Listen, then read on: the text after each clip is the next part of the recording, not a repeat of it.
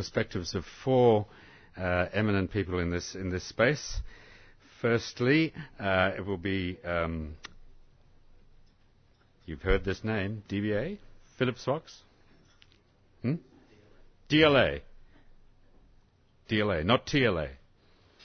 What's DLA? DLA is a new alliance that Phillips Fox has made with this major global player.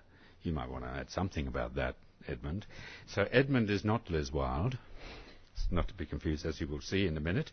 We have the pleasure of Edmond Lee with us, and he has a lot of experience as the senior associate in the planning, environment and local government team of DLA Phillips Fox. His areas of expertise including advising on all aspects of natural resources law, pollution law, all the good stuff, and environmental compliance. Interestingly enough, he from Sydney Uni has degrees in science, law and a master's in environmental law, so he knows all about this stuff. He's a well-known specialist in this subject, so I'd like you to please welcome Edmond Lee of DLA Phillips Fox. Thank you very much. Just to sort of elaborate on what Rob had said, DLA Phillips Fox, there was an alignment between Phillips Fox, which is a law firm in Sydney, with what's known as DLA Piper, which is a global law firm that exists in Europe, America and various cities in Asia. And on Monday, the announcement was made that Phillips Fox was changing its name to DLA Phillips Fox in recognition of that alliance. So I can answer some more questions later on, but I'm sure you want to hear about sustainability, business strategy and legal compliance. First of all, can I say that at the heart of any business strategy should be compliance with the law. But really, at the heart of any good business strategy should be that businesses should strive above and beyond the common denominator of environmental law. How can I justify that statement? Well, from a legal perspective, sustainability isn't just a vague concept. Ecologically sustainable development is defined in legislation from environmental protection, town planning and threatened species. Where the legislation adopts ecologically sustainable development, without an explicit definition, the common law or judge-made law defines the principles in similar terms. The principles of ESD are also apply when governments make various decisions using the legislation, or when third parties appeal various government decisions in court, or in criminal proceedings. And what I'll do in this presentation is go through those four basic points. Sustainability in legislation. There are a number of statutes whose philosophical underpinnings include ESD. The principal one is the Protection of the Environment Administration Act, and it has those four basic principles and programs of ESD, being the precautionary principle, intergenerational equity, the conservation of biological diversity and ecological integrity, improved valuation, pricing and incentive mechanisms. In the legislation itself, the legislation will either directly refer to or include the definition of ESD in the legislation itself, and there are various examples of that listed on the screen. But there are other legislation that sort of just adopts the principles of ESD without an explicit reference to the section in the Protection of the Environment Administration Act. What's the difference? I mean, who cares about it really? Well, the difference is that where you have in the first sort of 6 acts or statutes that are there, when the legislation directly refers to that definition of ESD in the Protection of the Environment Administration Act, when decision makers like such as government departments, or when judges sort of have cases before them, they need to turn to the legislation, they need to turn to the definition itself, and they need to look at the definition of ESD. And they'll do that because it has been explicitly defined in the legislation. Where it doesn't have it in the legislation, such as the Contaminated Land Management Act or the Native Vegetation Act, then there isn't that need to turn to the explicit definition that's contained in the legislation, but they can go to other various sources, such as judgments that have been handed down not only in Australia but overseas. They can look at various policies, second reading speeches in Parliament, or even other legislation. And I'll demonstrate those examples throughout the presentation. As I had mentioned in the introduction, the application of ESDs in three broad categories, and I'll go through each of them now. The first one is the relevant government departments, how they assess. Get that one off. How they assess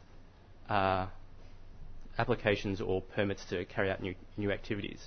And in that regard, the Chief Judge of the Land Environment Court, Justice Preston, had said recently in a case known as Telstra Corporation, the principles of ESD are to be applied when decisions are being made under any legislative enactment or instrument which adopts the principles. Now, that is quite a staggering, quite a far-reaching statement, because anything that any environmental legislation that refers to ESD, Justice Preston has said, where it has mentioned it, the decision makers have to apply it when they're making decisions underneath it. It's no longer a vague concept where you have the references to it. Decision makers, such as government departments, must apply it. The reason that's relevant to business strategy is that where businesses submit applications to carry out a new activity to a relevant government department, whether it be town planning, to carry out pollution activities or whatever, then what the business should do is it should make the activity itself sustainable, so that when it's being assessed, the business is aware that any modifications or conditions that the government department puts on it will be relevant to its activity. So it's aware that once it knows it's sustainable, and once it's aware of it, it won't be shocked when governments say, well, you need to do this, you need to do that, and you need to do that. Those sort of conditions to make it sustainable. In the pollution legislation, the objects of the Act are to protect, restore, enhance the quality of the environment in New South Wales, having regard to the need to maintain ecologically sustainable development. So that's what the EPA does when it assesses environmental protection licences. It looks at the application, assesses against ESD, and it also looks at other things such as the pollution caused or likely to be caused, and also practical measures to mitigate and prevent pollution. So if you're carrying out an activity and you want to make sure that it's sustainable, you will have these things like pollution mitigation and prevention measures in there. So when governments look at it, they aren't likely to refuse the application because it doesn't incorporate the various measures. With the planning legislation, it doesn't actually adopt. The object of the Act is to encourage ecologically sustainable development. But when a council or the Minister for Planning looks at a development application, he doesn't necessarily. One of the factors that's not necessarily expressly put in is ecologically sustainable development. And what Justice Preston did in the Telstra Corporation case was to say, well, one of the factors that councils and governments should look at in assessing an application, in this instance, Telstra wanted to set up some mobile telephone base stations in Cheltenham, and the council had refused it. What Justice Preston had done was he had said, well, there's this thing called the public interest, and when councils make decisions, they have to factor in what's known as the public interest. And Justice Preston said this in relation to the provision. Section 79C sets out the relevant matters which a consent authority must take into consideration, does not expressly refer to ecologically sustainable development. Nevertheless, it does require a consent authority to take into account the public interest. The consideration of the public interest is ample enough, having regard to the subject matter, scope and purposes of the Environmental Planning and Assessment Act, to embrace ecologically sustainable development. Now that means that whenever councils or the Minister for Planning, when he's assessing Part 3A applications, such as the major developments, needs to look at all the factors of ecologically sustainable development as defined previously in its decision-making process. Now, Justice Preston went a bit further than that And what he had done was, in that case, because it was mobile telephone base stations, he then, and the case was about electromagnetic radiation and the frequencies. He had looked at the precautionary principle in relation to it, and he divided the precautionary principle up into two main points. One being a threat of serious or irreversible environmental damage, and the second point was scientific uncertainty as to the environmental damage. And what Justice Preston then did was he looked at each of those criteria in turn and had expressed them in quite a lot of detail, what each of them specifically mean. Now, I won't go into all of it because I'll run out of time and the sun will set. So what I'll do is I'll just highlight some main points, but that citation that I've got up there, you can have a look on the website, or I can talk to you more about it later. In relation to the threat of serious or irreversible environmental damage, he said it's not necessary that serious or irreversible environmental damage has actually occurred. It's the threat of the damage. The environmental damage threatened must be serious or irreversible. The threats include direct and indirect threats, secondary and long-term threats, and the incremental threats of cumulative impacts or multiple or repeated actions or decisions. And in relation to scientific uncertainty, His Honour had said, the uncertainty relates to the nature and the scope of the threat of environmental damage, that full scientific certainty as to the threat of environmental damage would be an unattainable goal, that the burden of showing this threat does not, in fact, lie with the Council, but lies with the proponent to negate the threat, and that the precautionary principle is the solution in relation to the precautionary principle is a risk-weighted approach. So you need to weigh up the factors in relation to the precautionary principle to determine whether the project needs to go ahead or not. Now, I know I'm running out of time, so start again.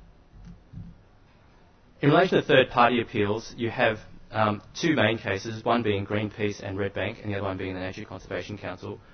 Very briefly, Greenpeace related to the construction of a power plant in Singleton, and that was also based on the precautionary principle.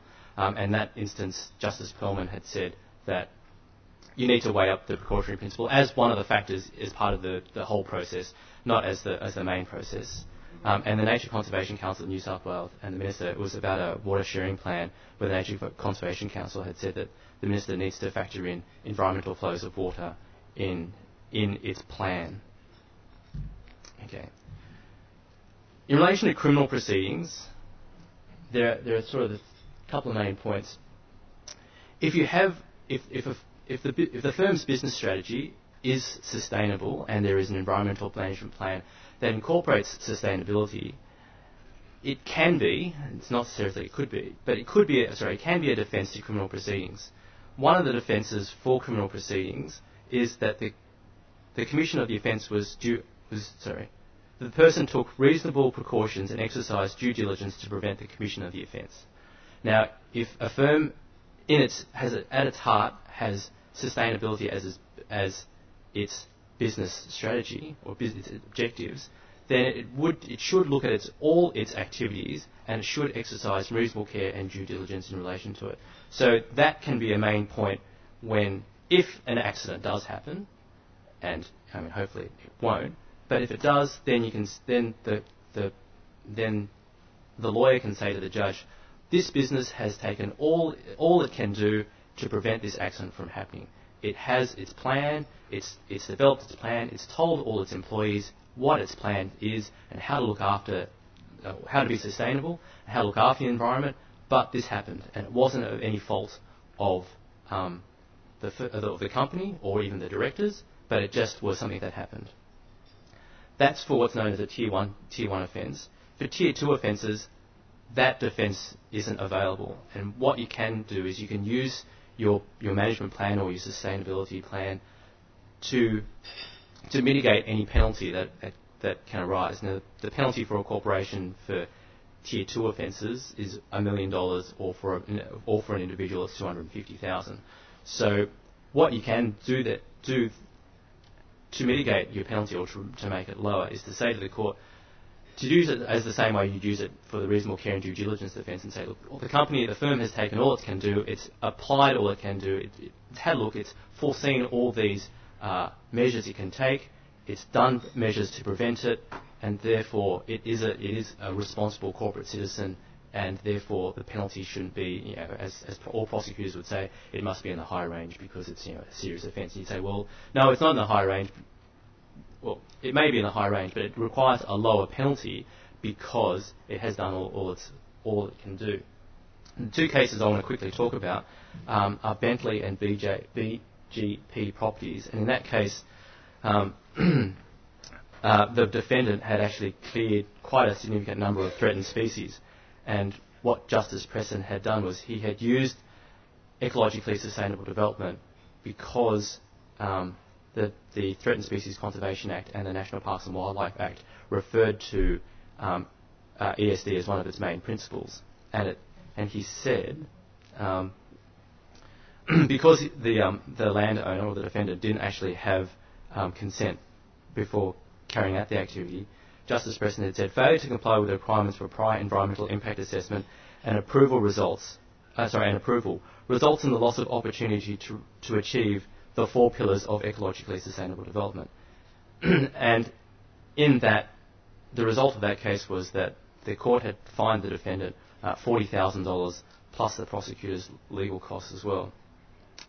And with the EPA and Waste Recycling Processes Corporation, that Waste Recycling Processes Corporation owned a landfill near Lucas Heights, and what had happened was some toxic leachate had spilled over from its bun into Mill Creek. And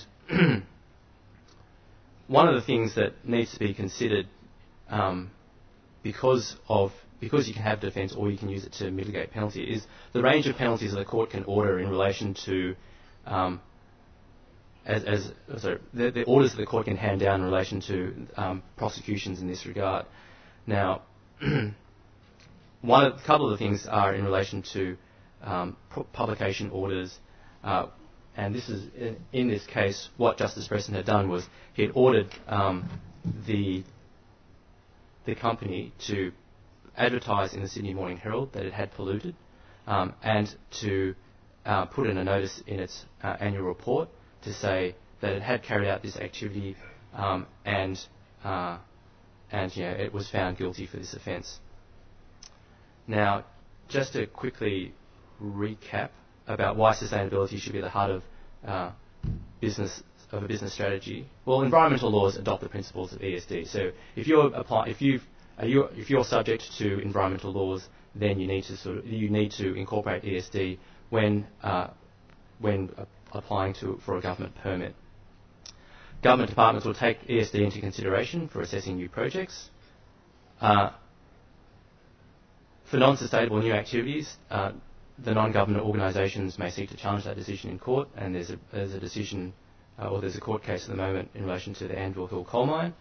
And for businesses, sustainability is an insurance policy to defend against criminal proceedings and or to mitigate against environmental penalties. Thank you very much.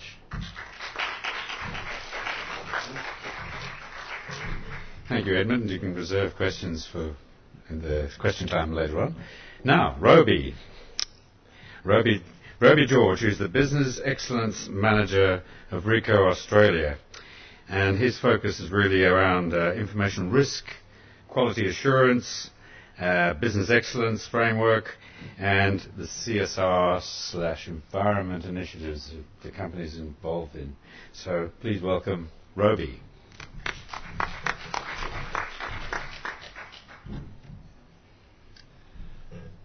Hello there, Robi George from Ricoh Australia. You have to excuse me, I have an environmentally friendly frog in my throat, so I might have to take sips as we go through this. Ricoh Australia, for those of you who are not familiar, is a leader in the design and manufacture of office automation products and services, so printers, photocopiers, multifunction devices and the like.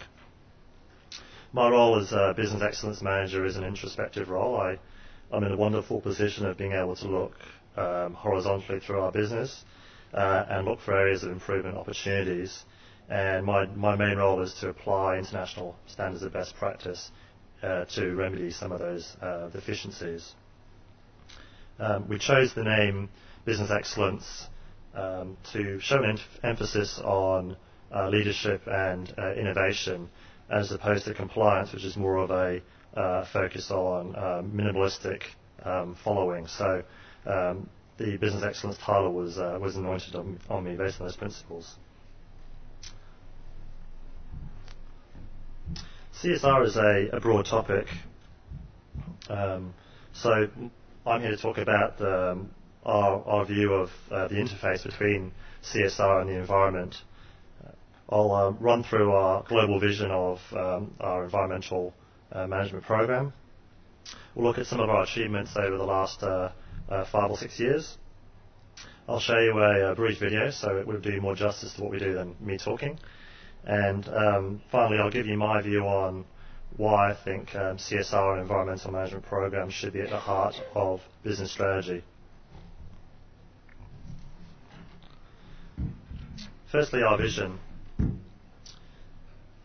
Mr. Sakurai is the CEO of the Ricoh Group, so the head office in Japan. His challenge to all the Ricoh entities is that we need to operate in a way which is consistent with Earth's self-recovery capabilities. To reach this goal, we use the principles of planet, people and profit, and the challenge set forth to all of our entities is to be able to operate our businesses with the correct balance of all these 3 cornerstones. Now, how do we do that? So, in order to do this effectively, we had to create an environmental impact metric, or an index if you like, to be able to track our progress and measure our performance. The index is basically composed of 3 components. The first component is measuring our use of resources in the manufacture of our products. The second component is the consumption of resources and the production of waste throughout our internal business processes, as you'll see in the centre here. I don't have a cursor. So that's the second row. And finally, the impact that our products have on resources by virtue of their sale to our customers. So that represents our environmental impact index. Now, our vision, and the vision set down from the Ricoh Group, is to reduce our environmental impact when measured against this index to 1/8 of its rate when starting at the year 2000. So in other words, by the year 2050, we need to reduce our impact to 1/8 of what it was 6 years ago. So we're currently on track, I'm happy to report. And our strategy in order to reach this goal is really comprised of 2 key components. The first is technical innovation, so what can we do from an innovative point of view with our products and our services and our business processes to reduce our impact. And secondly, what can our companies and our staff do from a social contribution point of view to help to minimise this impact. So what I'd like to do now is just to basically give you a bit of a snapshot or a pat in the back, if you like, from how we've done so far and what we plan to do going forward. In terms of innovation, in Australia, our environmental management program commenced in 2001. We were one of the pioneers of the toner bottle take-back program, where we collect toner bottles and recycle them into other useful products, which we'll see in a minute. We are currently trialling a machine take-back program, which is following our philosophy of product stewardship, where when a machine reaches its end of useful life, usually in around about a 5-year period, we're responsible for collecting those machines back off our customers, taking them to a central depot where we decide whether to refurbish those machines and put them back into the field, thereby extending their useful life, or to demanufacture those machines into their component parts and then recycle those component parts responsibly into a recycle stream. The combination of those programs and a number of other programs within our recycle portfolio has achieved a a fairly remarkable achievement over the 5-year period, where we've been able to divert 1,200 tonnes of waste material from landfill. So a tonne roughly is equivalent to a car, the weight of a car. So if you think of 1,200 tonnes as being 1,200 cars being diverted from landfill, I think it's a fairly good achievement for a corporation. In terms of social contribution, we set up the Ricoh Trust, which contributes to the Sunnyfield organisation, which essentially is to the Sunnyfield organisation's aim is to essentially integrate disabled people into the workforce.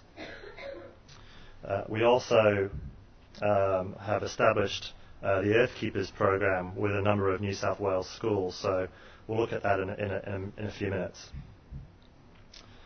The video I would like to show you now is a combination of our innovation and our social contribution. Walking lightly on the planet is what we've chosen to demonstrate how we choose to minimise our impact on the environment. And Our Earth, Our Tomorrow is our mantra for how we seek to increase educational awareness of the principles of environmental conservation.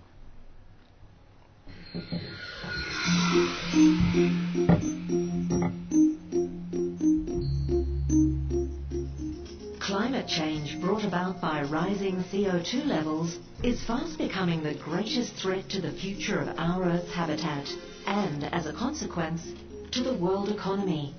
We are all, by definition, a part of nature. We have a duty of care, not only to our own species, but also to conserve the planet as a whole. Ricoh Worldwide is actively involved in developing manufacturing and work practices that promote the sustainability of our planet. Okay, what you're about to see next is a really exciting innovation that's being pioneered out of our Japanese office. It's the creation of plastics from plant-based materials, which we're using to augment the production of our products, making our products more environmentally friendly and helping to reduce our dependency on petroleum-based resources.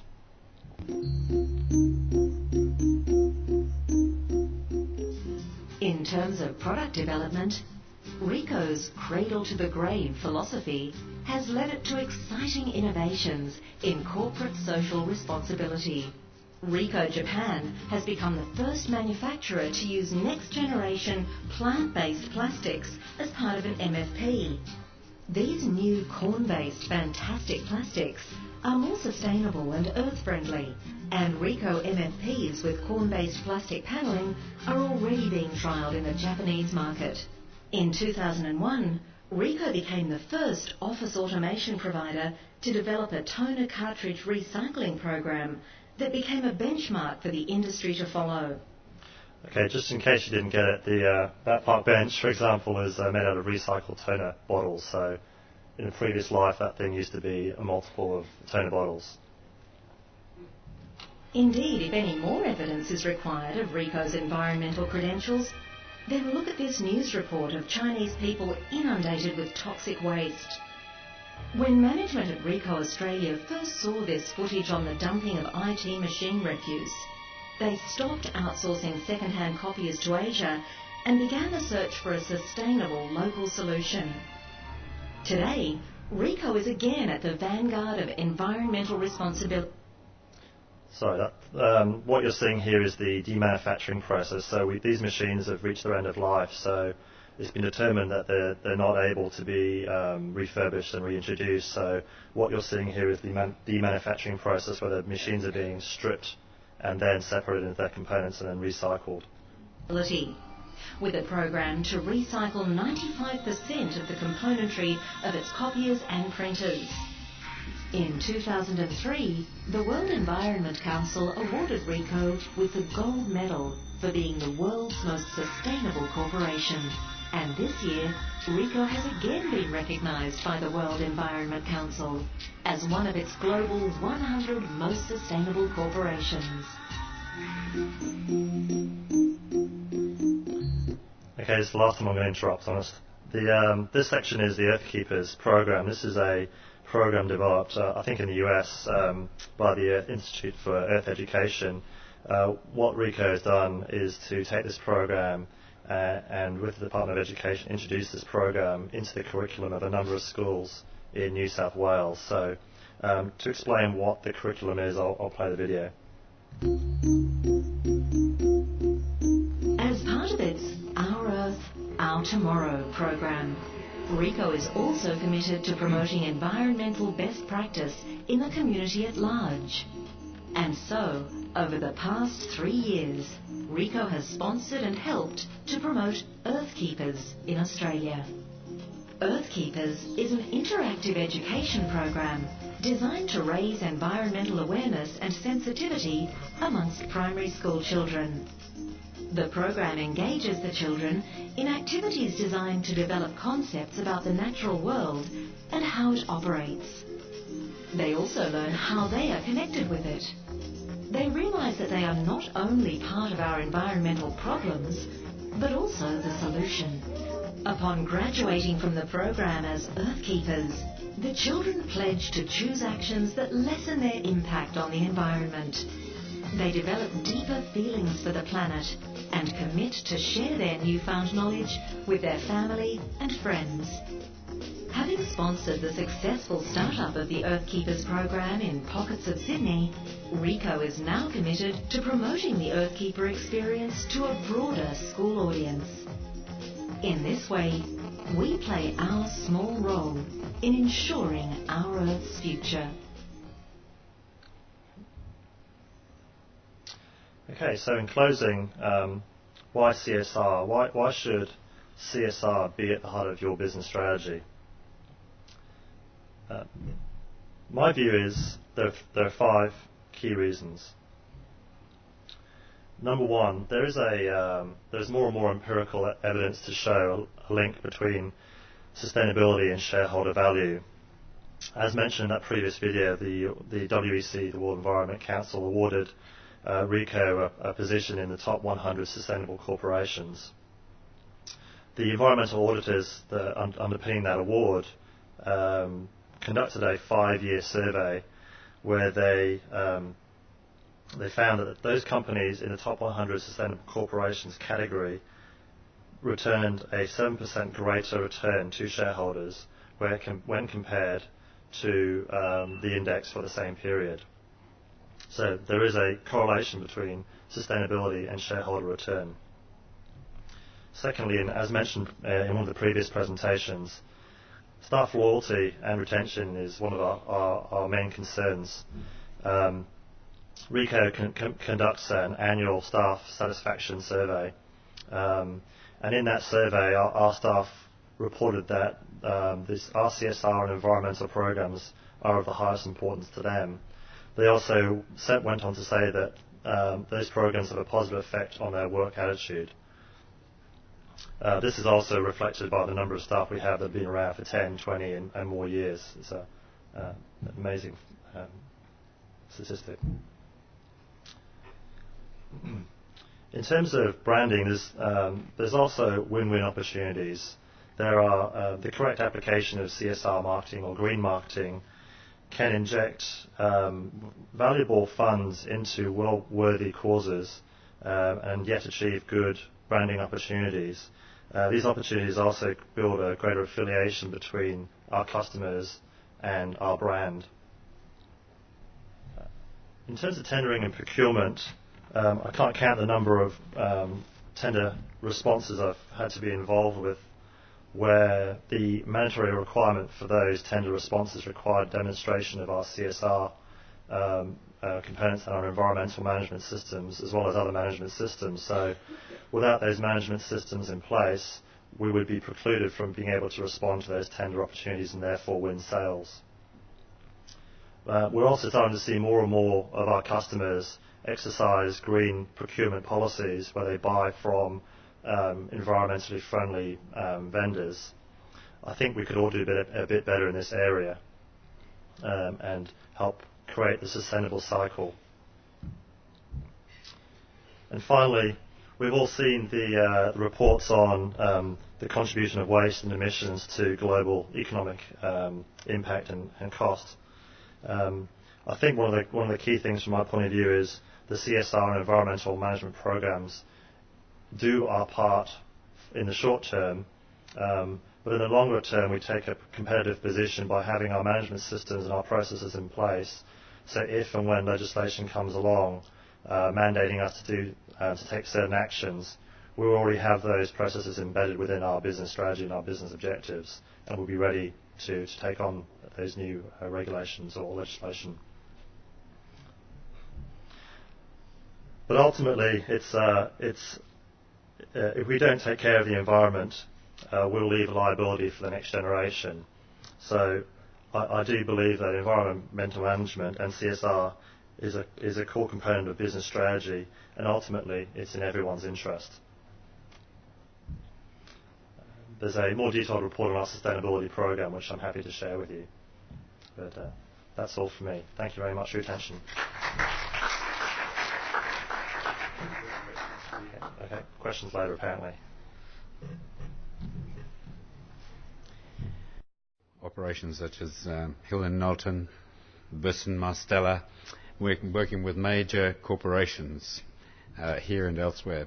So she brings a totally schizophrenic perspective to this, the one at a time and the public relations, which probably merge in the end into one healthy-minded, compelling entity. Amanda Little, thank you.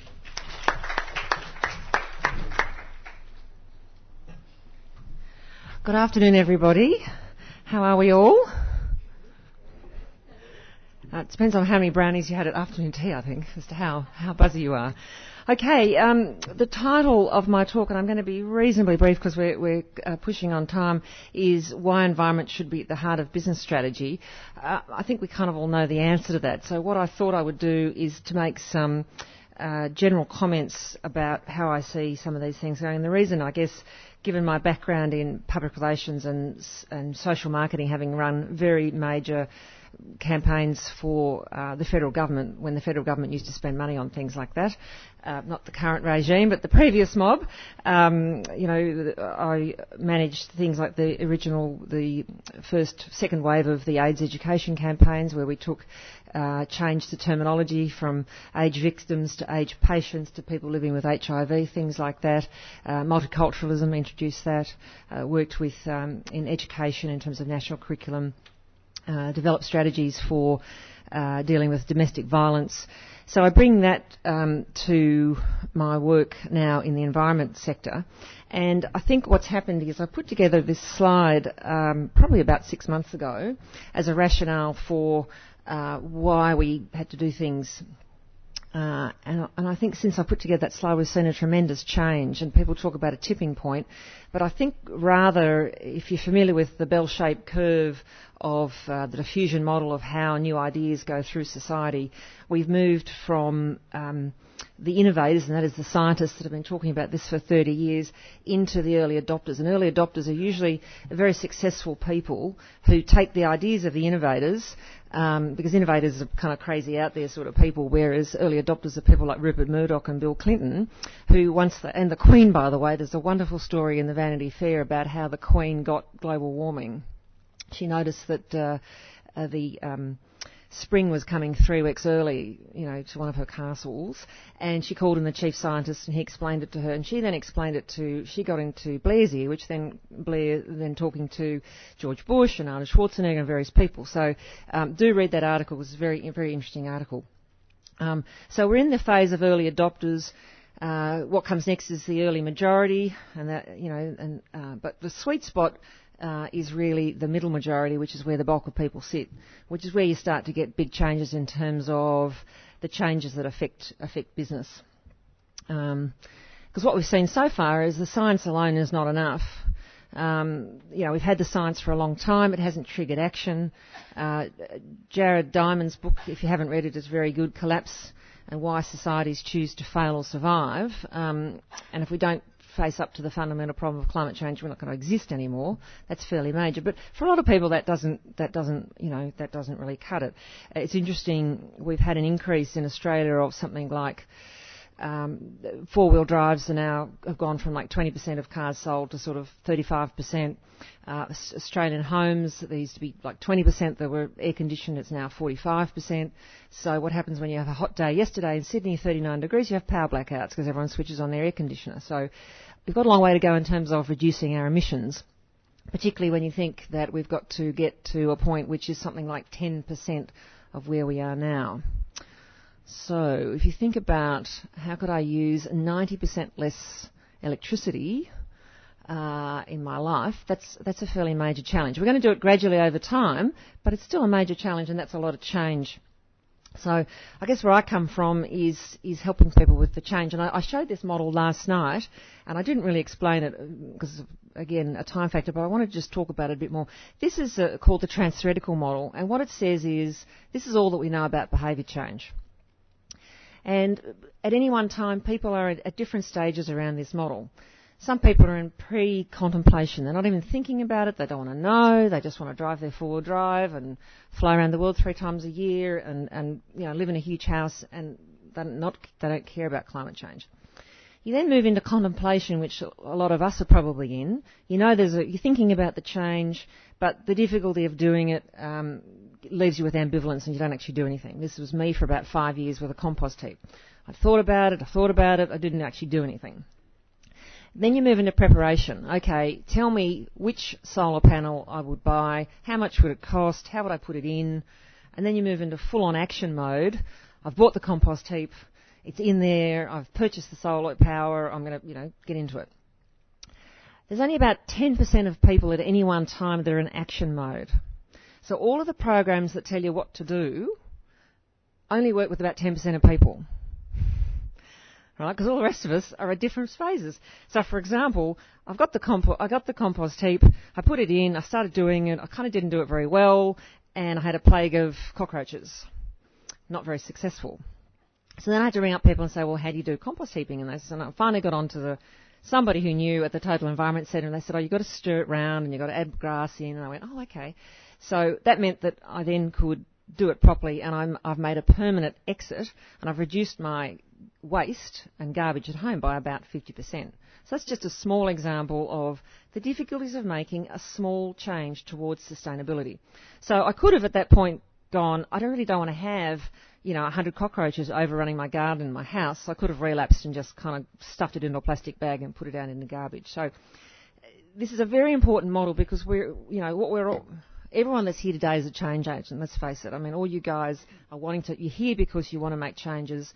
So this is very important in terms of understanding where people are at, because what you do at the different stages of the process is you ask different questions and you offer different information. And if somebody's in denial, they don't want to know about the fact that smoking is going to kill them. I mean, they buy the packets of cigarettes and they don't look at the gory photos of people with green teeth and stuff. It doesn't have any impact on them. So anyway, I just thought that was important to kind of reinforce in terms of, change is a major thing for people. I was interested in David's analogy of the fire as a motivator. When I was a student, I used to work at McDonald's, and we actually had a fire one time. And so there's all this smoke coming from the kitchen. There's the CO2 coming out of automatically coming out of the roof, and it's all this stuff's, pouring through the kitchen, pouring over the bench. And I'm sort of, I'm the chick on the counter. And all the people at the back had sort of run out, and I'm sitting there, and there's people saying, well, can we still have our burgers? And as the smoke is pouring through the restaurant, they're moving from table to table. I'm going, hello, the place is on fire. You're not going to get a burger. But, because people, we all suffer from inertia. They just wanted their hamburger. They didn't want to leave, even though the place was on fire. But anyway, so I thought I'd talk very briefly about the motivation to change, because it will be different for different people. There'll be different triggers. Al Gore, I think, has made a very strong case for the moral responsibility, and indeed I was interested to hear Robi's talk with, I think there's a deep in Ricoh's culture, there's a deep sense of responsibility to the earth, and I think in the Japanese culture, your parent company, there's a deep connection to the earth too, where that comes from. So that's for some people is a trigger. For other people, it's stakeholder influence in the sense of what are our stakeholders saying they want from us. For other people, it's going to be customer demands. For others, it'll be the market opportunities. Out of all these changes that are going to happen to us, there's tremendous opportunities. There's also going to be regulatory changes, and that will be the trigger for some organisations and companies. There's potential risk, and that is in terms of, the reason why, quite frankly, we can't smoke inside a shopping centre is not really, it's not really because, the health, the people have a moral good of view. It's an insurance risk. Somebody works there or frequents there, they get cancer, they can sue the people who own the shopping centre. So risk is a big factor and motivator in our society. Avoiding fines and penalties and ultimately licence to operate. Now, we're a long way off those bottom ones. The frameworks in which companies can operate and pollute are pretty generous, I think, and even with the talk about carbon trading, really the big polluters, and that's an interesting shift now. They used to be people who emitted CO2 gas. They've now become polluters, and it's a very interesting shift in language, I think. You see those big power stations in the Hunter Valley, and they say, oh no, it's just all steam. I can remember as a kid saying, what's all that smoke? Oh no, it's just steam. It's cool. Now we know it's CO2 gas, which is kind of killing us. But anyway. I think in a marketing sense, from a business sense, I think consumer choice, and this is where we start to reach middle majority, where people there's a bigger group of people saying, I'm going to use sustainability or greenness as a product selection criteria. I think that's the tsunami, and I recently met with the head of Hill & Otten, who was out here to give a talk, and I said to him, because he works with the big brands around the world from New York, I said, do these people have any idea what's coming? He said, no. So when people go into a supermarket, and this is if you talk about, well, what can I do? We all have purchasing power. We all spend a tremendous amount of money. Most of us, a great proportion of what we earn goes out every week and every month. And when we start to use our consumer power and our voting power, is when we start to get a lot of change. So I think for a lot of marketers, this is a coming thing that they're not really prepared for. They're not prepared for consumers saying, well, tell me about how many kilos of non-renewable resource went into each of these products. Interface I talked about last night, as part of their journey, they worked out for every carpet square, how many pounds of non-renewable resource, oil, water, well, I suppose water is renewable, but what went into each carpet square as a part of their analysis. It takes something like 20 bathtubs of water to produce one cotton T-shirt. Okay? So cotton is a very, even though we think of it as a natural fibre, it's a very water-intensive, and that in Australia is going to become a key issue. So I think this is a huge issue for business. Green values, sustainability will be increasingly built into brand value, and as we know, the intangible, a couple of other speakers have mentioned, that can be up to 90% of company value, so that's a major thing. So I thought I'd just finish with where can we start. We've talked a bit about self and leadership in our own peer group and with others, working in teams. Waste, I think, for business is a huge, huge area. There's tremendous, and indeed, there's a huge amount of waste just in an office, let alone in some of the activities we carry out. I was at a trade show earlier this week where they had something like 1,300 delegates, but for some bizarre reason, only 500 of them were attending the lunchtime sessions. So on Tuesday, they had 1,500 plastic, non-recyclable containers full of food, and I thought to myself, it's just a crime. All this petroleum-based plastic and all this food is just going to get chucked into plastic bags and chucked into landfill, simply because nobody's said, can we do this differently? If you go to an outdoor event over the summer, you get plastic cutlery, you get plastic plates, you get plastic glasses, it's just all trash, and it's not even recycled. So wouldn't it be good if industries kind of got together and said, well, how could we do this? How could we do this differently? And the reason they do that is cost. There's no cost. The cost is being borne by, our children and their grandchildren. We're not paying for the externalities of that plastic that's getting rubbish. But that's just a small example. There are many, many examples. So we, as business people, can start to, when we're holding events, when we're going about our business, we can start to have these conversations with the people we interact with and partner with. Reducing energy resource, there's a huge amount that can be done there. Emissions, cutting down emissions, offsetting, going to people like Greenfleet and buying their trees. Ultimately, we're going to have to make, and I think this is a little bit the elephant in the room, we're going to have to make pretty major changes, or else we're looking at a reduction in living standards. And one of the things we quite like is our living standard. George, I'm not quite sure how to pronounce his name, I think it's Monabo, an English journalist, talked about, in his book Heat, he talks about the very Western thing of being able to have a hot shower. And how we, that's a marker of sort of civilised societies. You can get in, you can stand there as long as you like, and that's a kind of, a basic daily fundamental, but that we enjoy, really at the expense of a lot of other people because we're using so much resource. But that, to say that we can't have that hot shower would be a major thing for people in the sense of we're so used to our creature comfort. So changing is going to be difficult, but it's going to be necessary. There's lots of things we can do. Transport is the other huge area where we need to make changes and pretty quickly. But the other thing is, and again, Robi touched on this, is innovation. There's so much that we can do, and I think that Australia, despite what John Howard has said, I think we're in a unique position of being able to, being a small country, we can innovate not only in technology but also in social processes and the way we work together. And then sharing the blueprints with others. I think forums like this are extremely important in terms of how we work better together. And I think that's all I've got. Yes, very quick. All right.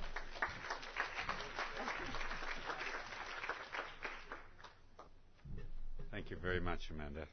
There's passion, practicality. The final speaker in this session is Charles D. Berger, who's that's a D. Berger. Who's the legal advisor for the Australian Conservation Foundation. So you're going to hear it now from that perspective.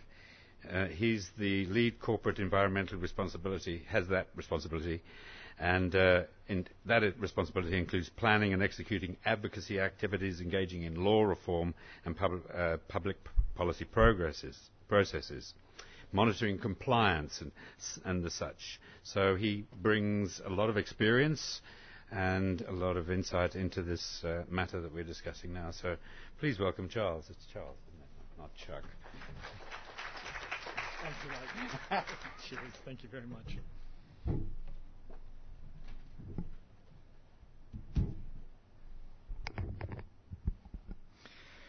For those of you who don't know, the Australian Conservation Foundation, we're one of Australia's leading national environmental groups with about 20 to 25,000 members and regular supporters. We're funded primarily by membership and regular donations from those individuals around Australia. I'm going to start with a story, and it's a story that is difficult.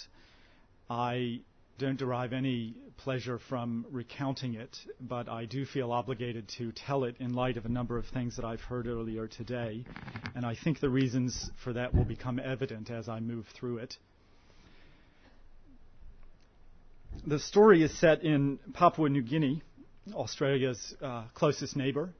As some of you may know, PNG is the site of outstanding biological diversity as well as cultural and linguistic diversity.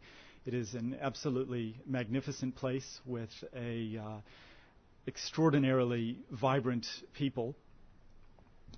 Unfortunately, the country and its environment is under great threat, primarily from foreign logging operations that are being conducted in PNG.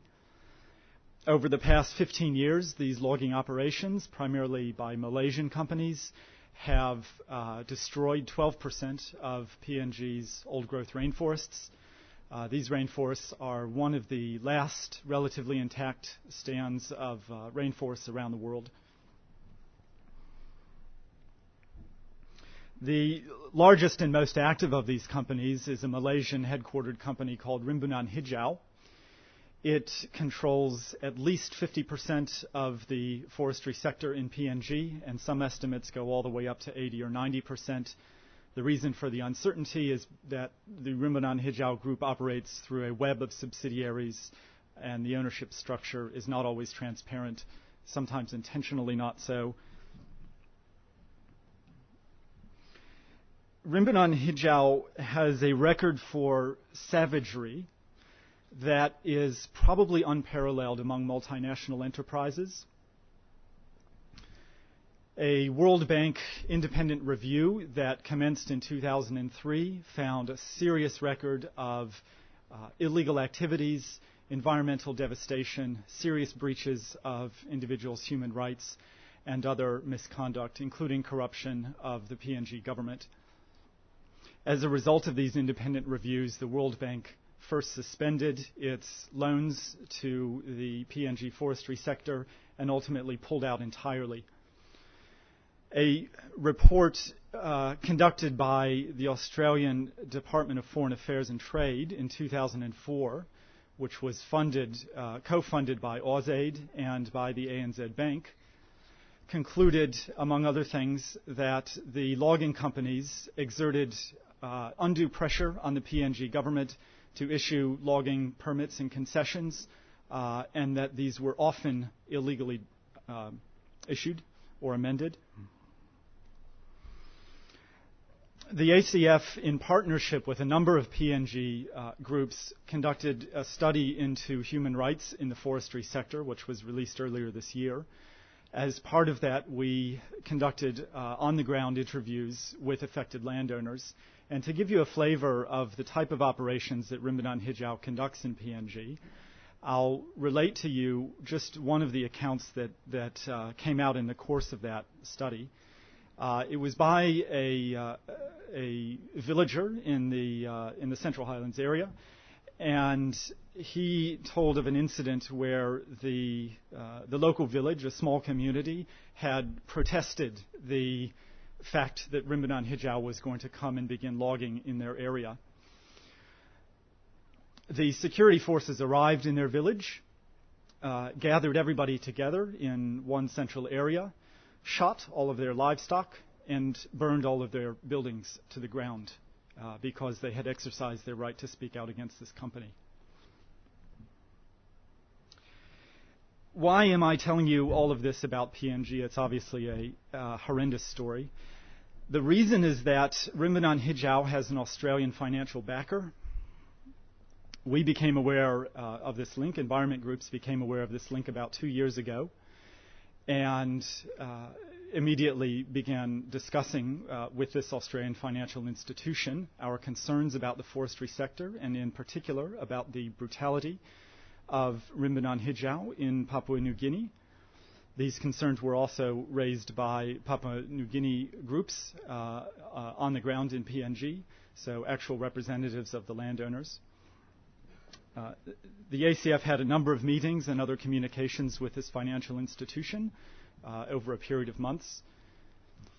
Those discussions ultimately broke down earlier this year, and a group of 5 civil society groups, including PNG groups as well as Australian groups, ultimately filed a formal complaint under the OECD guidelines for multinational enterprises against the Australian financier of these operations in PNG. Based on a very narrow interpretation of those guidelines, the Australian government has dismissed that complaint, but we are continuing our efforts to raise our concerns both directly with this institution and with no other practical options in the public realm. The name of the Australian financial backer is the ANZ Bank.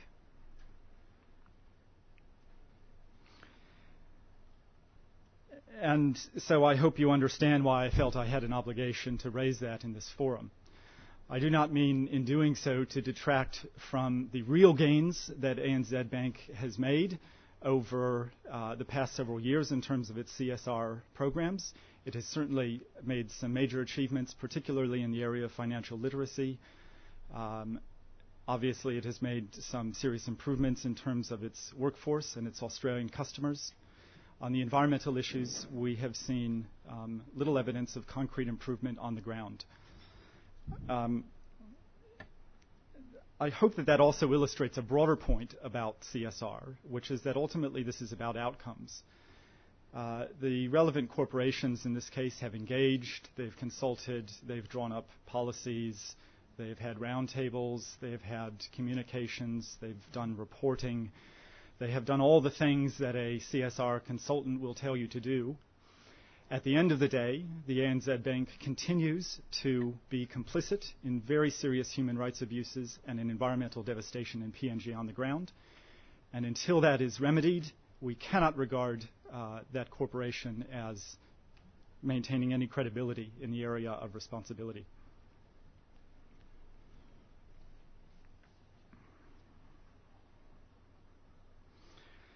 I don't want to leave the conference on a sour note or with doom and gloom, however, and I would like to present an alternative. I'm going to read to you the fundamental investment policy of a different financial institution. And this is not merely a statement. This is the actual policy of the financial institution. It's the fundamental precepts on which it conducts its financial decision-making. The policy reads as follows. Financial wealth must be managed so as to generate a sound return in the long term, which is contingent on sustainable development in the economic, environmental, and social sense. And this is the really interesting part. The fund should not make investments which constitute an unacceptable risk that the fund may contribute to unethical acts or omissions, such as violations of fundamental humanitarian principles, serious violations of human rights, gross corruption, or severe environmental damage. Now, that's the sort of policy that a few years ago, if I had asked which financial institution might that have come from, the response probably would have been maybe a credit union, or maybe it's some sort of niche ethical investment fund, some sort of small regional bank, perhaps. The name of the fund is the Norwegian State Pension Fund, in fact, and it is one of the world's very largest investors. It has $305 billion in assets under management. So this is very far from a niche fund. Basically, this fund is the repository for Norway's share of the oil wealth from the North Sea oil fields. Norway, instead of giving away its natural resource wealth to private companies, basically set up a fund to hold the profits from that, and it has turned a non-renewable resource into a renewable financial resource for the country. There might be some lessons in there for Australia and how we are dealing with our own natural resources. But I think the interesting thing there is that such a major player in the world investment market has come up with such an investment policy that explicitly refuses to countenance the association of the fund with unethical acts, including environmental damage and human rights violations.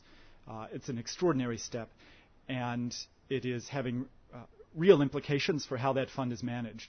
Earlier this year, following independent investigation by the fund, they very publicly divested themselves from their investment holdings in Walmart on the basis of that company's poor employment practices. And from Freeport, which, as some of you may know, operates a Dante-esque mine in Indonesia, in the province of West Papua, a mine which has, again, very severe environmental and social and human rights consequences associated with it. Now, it doesn't take too many $300 billion funds divesting from a public company before that starts to dig into the share price. So this is really the way of the future in the financial sector. I think it represents a shift in how the sector is viewing the relationship between business and the environment and society. Maybe 10 or 15 years ago, most financial institutions probably had a model that looked something like a very big circle that was the economy, and two little circles sort of wandering out here somewhere that were society and the environment. Over time, that's changed, and I would say the prevailing model today is probably one where you have sort of, I think we've all seen these, maybe even earlier today, where you have three equal-sized circles that sort of overlap each other, and then there's a sort of little sweet spot in the middle. And this is supposed to show the balance and the overlap between environment, society, and the economy. That's certainly an aesthetically much more pleasing model, and it's probably an improvement. But where I think the Norwegian State Pension Fund and an increasing number of Australian investors are now at is a place where it's actually three concentric circles. So you have the economy, which is in effect a part of a broader circle, which is society, which in turn is part of a much larger circle, which is our environment. And that makes a lot of sense. Economies don't exist anywhere outside of human societies, at least that we know of so far. And human societies so far don't exist anywhere other than on Earth and the natural environment that our planet provides. So that's a very sensible model. It's where the Norwegians are headed. In Australia, there are a number of similarly interesting and innovative initiatives in the financial sector. Some of you may have heard of something called the United Nations Principles for Responsible Investment. This is an initiative that was launched by Kofi Annan at the New York Stock Exchange earlier this year. Initially, it had 4 Australian signatories. I think the number is now up to 12 and continues to grow by the day. It includes some of Australia's larger investors, including a number of superannuation funds. HESTA, Vision Super, Vic Super are all signatories to this. ANZ Bank is not, unfortunately. None of the major banks are yet, although I've been told that some of them are looking at it and considering making a commitment. This is certainly the way forward. The principles for responsible investment set out a series of steps that the investors commit to in terms of integrating environmental issues into their core investment decision-making processes, and reporting on how they're going about doing that, and a number of other positive commitments. So this is really where we're headed. Ultimately, it has to make a difference on the ground. The finance sector will have a leading role in this, and ultimately for companies that are not conducting themselves in an environmentally or socially appropriate and responsible way, will find that their cost of capital is going up because they simply the investment market simply will not continue to condone it. And you're seeing some very concrete steps in that direction. We hope that ANZ Bank follows suit. Thank you.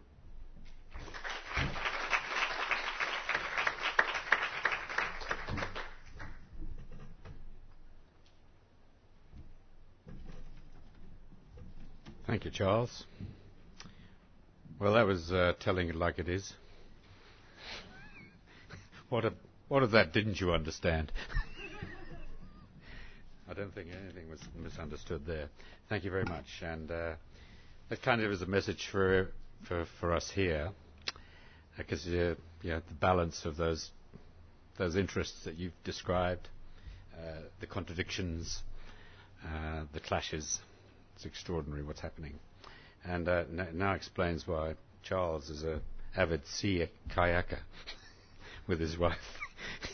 He must have to do something to remove some of this stress. It's probably a quiet time after working in New York. Anyway, that's. Can I invite the 4 speakers that we've just heard to the podium? And is there a handheld mic that we can provide for them to answer any questions? And I'm sure you have some questions after 4 very interesting and different perspectives from that. And I was interested that 1.8 hectares versus 7.7, wasn't it? While you're walking up there, Amanda? Yeah? You've got to go.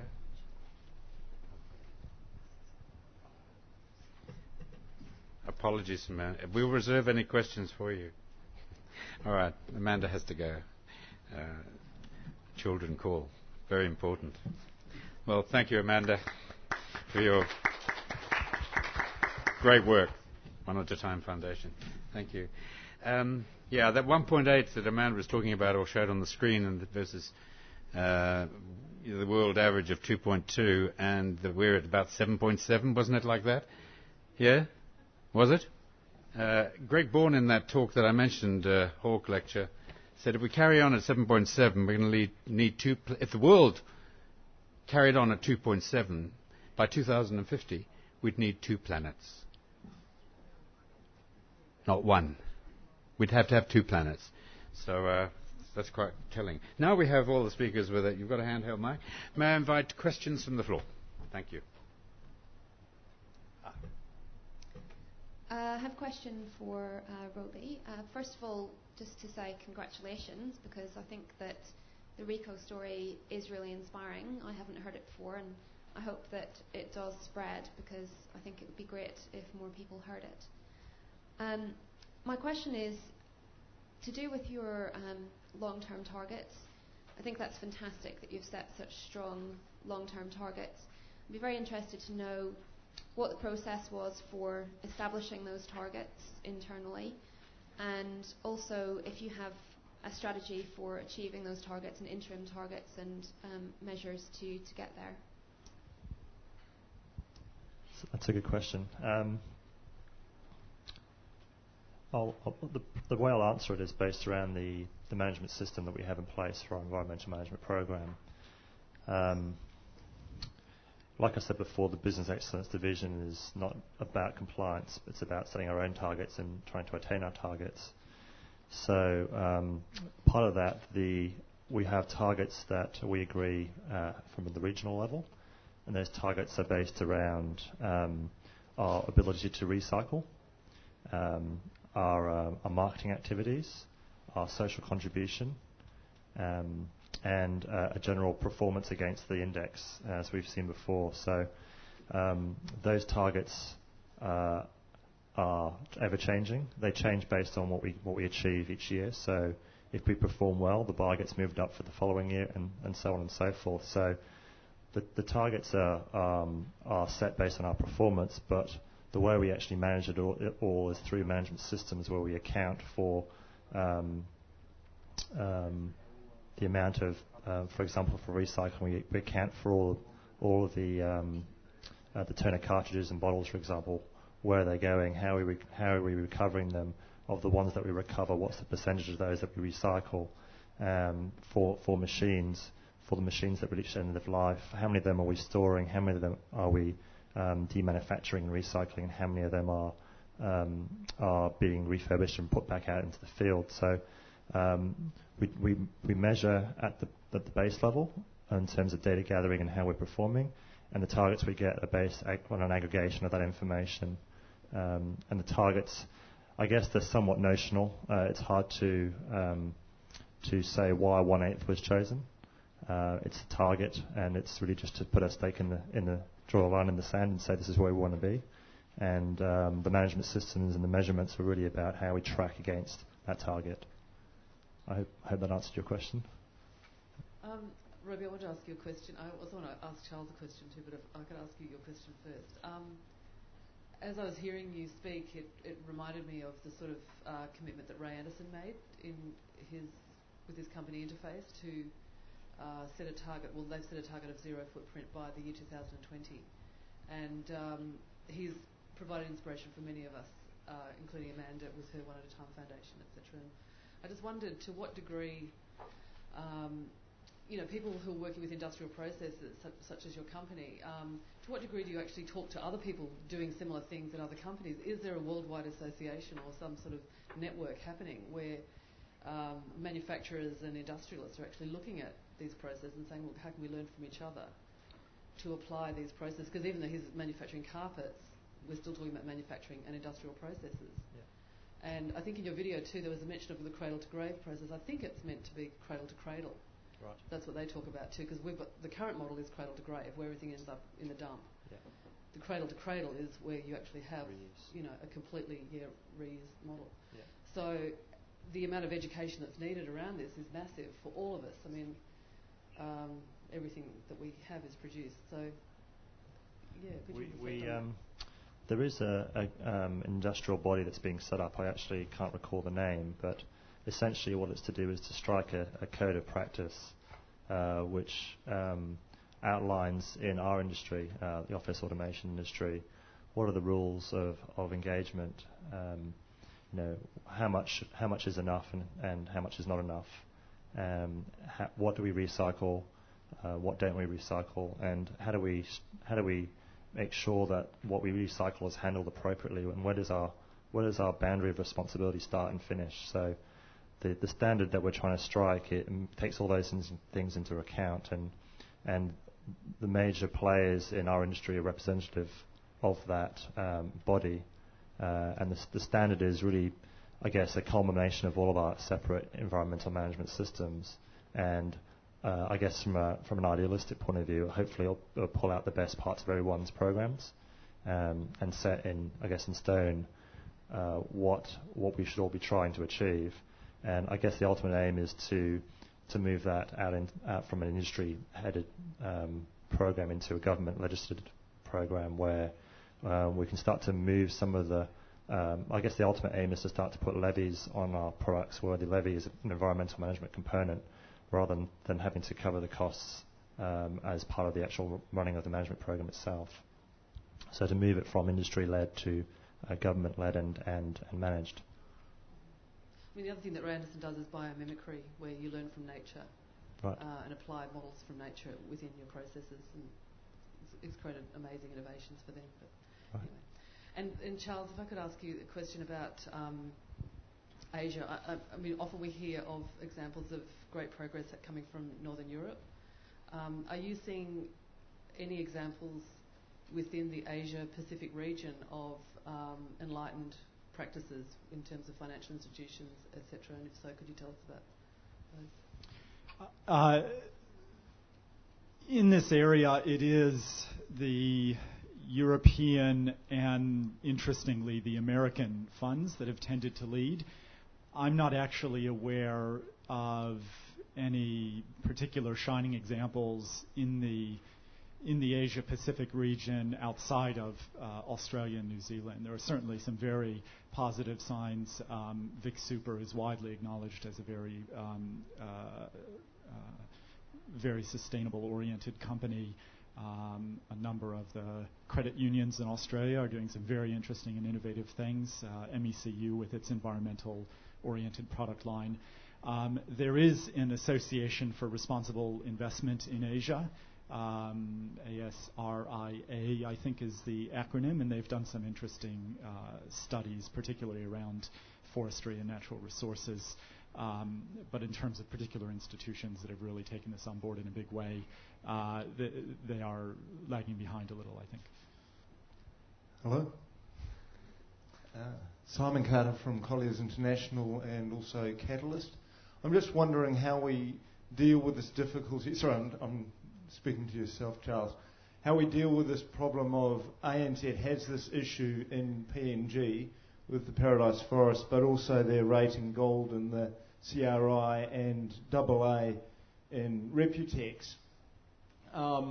The Green Star rating scheme for buildings assesses buildings on all aspects of environmental performance, from water to materials to emissions, whatever, but it says that energy is such a critical issue that as a prerequisite to get any rating in Green Star, you have to have a minimum of 4 stars. Do some of these rating schemes perhaps need a prerequisite level, i.e. you don't have a PNG issue going on before you get any scheme or any sort of rating? Or do you have other ideas about how this conflict can be resolved? Well, I would say that it's hard to give a uniform answer because all of the rating schemes are designed to measure different things and have different audiences and purposes. Some of the corporate ratings indexes are explicitly oriented to the investment community and are very much set up as sort of risk management or as investment tools, if you like. Others are set up, the corporate responsibility index is really more about management structures and processes than anything else. So I'm not sure. I mean, certainly issues that are as serious as the ones that I talked about in PNG should be reflected in all of those indices in some way, not least because ultimately this is an issue that could affect ANZ's financial performance, particularly if it starts to affect its reputation among its retail consumer base in Australia. So I would say yes, there should be scope for these issues in all of those corporate ratings indices. Exactly what form that should be is probably different from index to index. Well, guys, I think that's all we have time for because we have to move from this room. It's got to be set up.